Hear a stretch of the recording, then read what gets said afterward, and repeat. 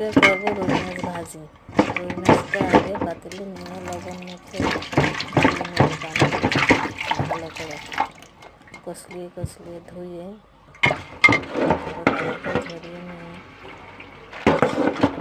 সাবধানে কাটা থাকতে পারে।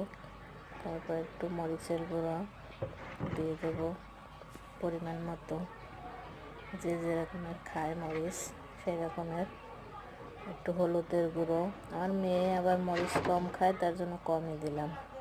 আর একটু লবণ, আমরা দুজন, মেয়ে আর আমি, 4 পিসই হয়ে যায়।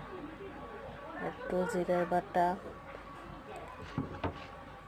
নিলাম, একটু রসুন বাটা দিলাম, দিয়ে এবার মেখে নেব। পেঁয়াজ দেব, পেঁয়াজ কুচি করে রেখেছিলাম এগুলো এখন একটু ডললে দিয়ে দেবো। এখন কড়াই বসাইয়া তেল দেব। তেলটা গরম হয়ে আসলে মাছটা মেখে রেখেছিলাম আগেই, তারপর তেলের ভিতরে দিয়ে দেব।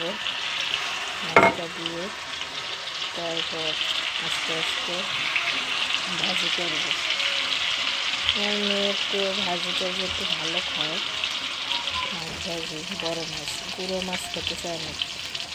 ভেজে একটু ভাজা হয়ে গেলে এবার একটু ভেজে তারপর পেঁয়াজগুলো ছিটিয়ে দিয়ে গেলাম, নাহলে সেদ্ধ হবে না। দিয়ে দেওয়ার পর একটু ঝোল দিয়ে দিলাম, ঝোল দেওয়ার পর হয়ে যাবে। তারপরে